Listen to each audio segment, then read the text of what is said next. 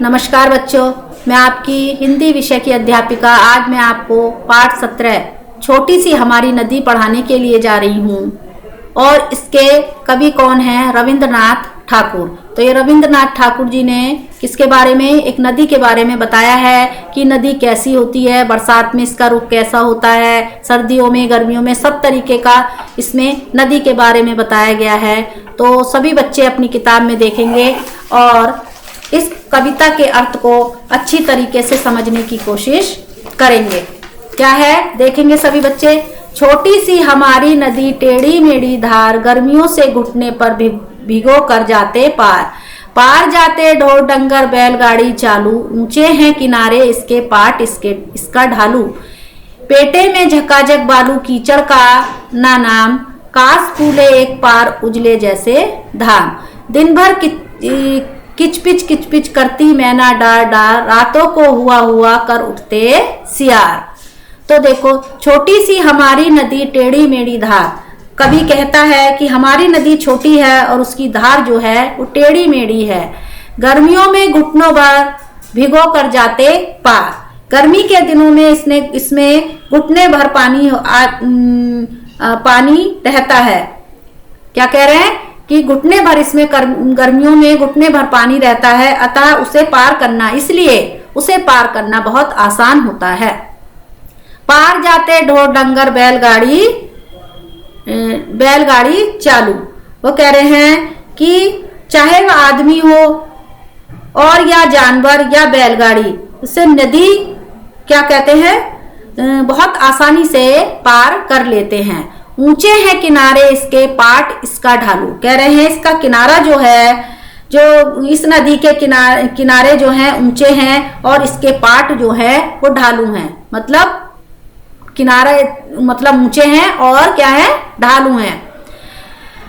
पेटे में झकाझक बालू कीचड़ का ना नाम। वो कह रहे हैं किंतु इसकी तली में बालू कीचड़ का नामो निशान भी नहीं है। यानी बिल्कुल भी किसके जो पेटे मतलब जो पेट यानी नीचे जो है, नदी के नीचे जो है बिल्कुल ना तो बालू है और ना कीचड़ का कोई भी नामो निशान नहीं है। कासे फूल एक पार उजले जैसे धाम।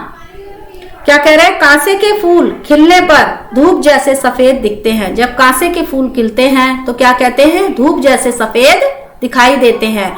दिन भर किचपिच करती मैना डार डार। कह रहे हैं दिन भर पूरे दिन क्या है, इसकी डालियों पर मैना किचपिच करती रहती है। रात के क्या कह रातों को हुआ कर उठते सियार। और रातों को सियार जो है हुआ करते रहते हैं। अमराई दूजे किनारे और ताड़बन, छाँव बामन टोला बसा है संगन। कच्चे धार कछारों पर उछल नहाले, गमछो पानी भर कर अंग पर ढाले। कभी कभी वे सांझ शिकारे निपटा करके नहाना, छोटी मछली मारे आंचल का छाना।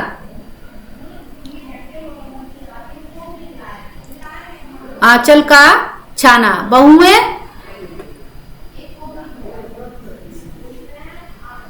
बहुएं लोटा थाली मास्ती, रगड़ कर रेती, कपड़े धोती घर के कामों के लिए चल देती। अब वो क्या कह रहे हैं कि अमराई दूजे किनारे और ताड़वन। वो कह रहे हैं नदी के बारे में वर्णन करते हुए कवि कहता है कि इसके दूसरे किनारों पर आम और ताड़ के पेड़ हैं। क्या? अमराई दूजे किनारे और ताड़वन। क्या कह रहे हैं? इसके दूसरे किनारे पर आम और ताड़ के पेड़ हैं। छाँव बामन टोला बसा है संगन। कह रहे हैं क्या कह रहे हैं? उनकी छाँव में ब्राह्मण टोला बसा हुआ है। जो उनकी पेड़ों की छाँव है, आम और ताड़ के पेड़ों की जो छाए हैं, वहां पर ब्राह्मणों का टोला मतलब ब्राह्मणों की टोली रहती है। घनी ब्राह्मणों की टोली उसके नीचे क्या रहती है? उसकी छाव में क्या रहती है? ब्राह्मणों की टोली रहती है। कच्चे धार कछारों पर उछल नहाले, गमछो पानी भर कर अंग पर ढाले। वो कह रहे हैं कि उनके छोटे बच्चे, किनके? ब्राह्मणों की जो टोली है उनके छोटे बच्चे किनारों पर उछल कर नहाते हैं। उसके किनारों पर उछल उछल कर नहाते हैं, क्योंकि बीच में नहीं नहा सकते ना नदी के, वो बच्चे हैं छोटे छोटे। तो उन्होंने कहा है कि उसके किनारों पर नहाते हैं, उछल उछल कर नहाते हैं। और क्या करते हैं, गमछो यानी जो उनका तौलिया है, अंगोछा है, उनमें पानी भर भर कर अपने अंगों पर डालते हैं। कभी कभी वह सांझ सकारे निपटा कर नहाना, छोटी छोटी मछली मारे आंचल काकर छाना। वो कह रहे हैं कभी कभी जब वे नहाकर जल्दी निबट जाते हैं तो नदी में मछलियां पकड़ते हैं। जब वो जल्दी नहा लेते हैं और नदी से बाहर नहाने का अपना काम निपटा लेते हैं तो फिर क्या करते हैं, छोटी छोटी मछलियों को पकड़ते हैं। बहुएं लोटे थाल मांजती, रगड़ रगड़ कर रेती, कपड़े धोती, घर के कामों के लिए चल देती। वो कह रही हैं जो उनके घर की जो औरतें हैं वह नदी से बालू लेकर, क्योंकि आपने देखा है कि रेत से बहुत ज्यादा बर्तन साफ होते हैं, धोते हैं, तो उनके जो ब्राह्मण जो बस्ती हैं वहां की जो महिलाएं हैं वो क्या करती हैं, बालू लेकर बर्तन और लोटे थाली जो हैं बहुत रगड़ रगड़ कर मांजती हैं और फिर कपड़े धोती हैं। उसके बाद अन्य काम करने के लिए और घर के काम करने के लिए अपने घर को चल देती हैं। आगे देखते हैं, जैसे ही आषाढ़ बरसता भर नदियां उतराती, मतवाली सी छोटी चलती तेज धार दन्नाती, बेग और कलकल के मारे उठता है कोलाहल, गदले जल से घिरनी भंवरी भंवराती है चंचल, दोनों पारों के बन बन में मच जाता है रोला, बरसा के उत्सव में सारा जग उठता है टोला।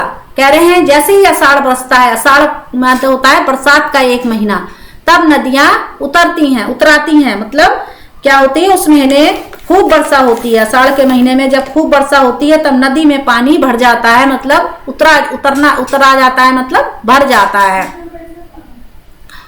मतवाली सी छूटी चलती तेज धार दंदनाती, कह रहे हैं उसकी धार काफी तेज हो जाती है, तब उसकी धार बहुत तेज हो जाती है। जब बरसात के मौसम में आपने देखा है कि नदियां कितनी भर जाती हैं, उसी तरीके से नदी भी भर जाती है और उसकी धार जो है तेज हो जाती है। बेग और कलकल के मारे उठता है कोलाहल, कह रहे हैं उसकी चाल इतनी तेज हो जाती है और उनमें क्या है, कलकल की आवाज आती है, फिर चारों ओर जो है शोर मचने लगता है। दंदनाती मतलब बहुत तेजी से आती है और इतनी तेजी से उसके जो कलकल की आवाज जो है आने लगती है और शोर मचने लगता है। गदले जल में घिरनी भंवरी भंवराती है चंचल, दोनों पारों के बन बन में मच जाता है रोला, बरसा के उत्सव में सारा जग उठता है टोला। कह रहे हैं गदले जल, इसका पानी, गदले माने होता गंदा, तब इसका जल क्या होता है, बरसात में देखा है बच्चों आपने कि नदियों का पानी कितना गंदा हो जाता है, यानी मैला हो जाता है, तो उसी तरीके से बता रहे हैं कि तब उसका जल, इसका पानी इतना गंदा हो जाता है कि गदले पानी में घिरनी की भंवरी की तरह चलती रहती है, भंवरी की तरह चलती रहती है, दोनों पारों के बन बन में मच जाता है रोला। वो कह रहे हैं कि नदी के दोनों तरफ बनों में खूब शोर मच जाता है। वर्षा के दौरान उत्सव जैसा क्या होता है, वर्षा में जो है उत्सव जैसा माहौल हो जाता है और सारा संसार जग जाता है और उत्सव मनाने लगता है। सारा संसार जग जाता है और उत्सव मनाने लगता है, कब, जब उसकी धार बहुत तेज हो जाती है बरसात के मौसम में, तब। तो ये था हमारा पाठ 17, हमारी छोटी सी हमारी नदी। तो ठीक है बच्चों, तो हम सब ने ये पाठ पढ़ा है, इसके अर्थ को अच्छी तरीके से समझेंगे। धन्यवाद।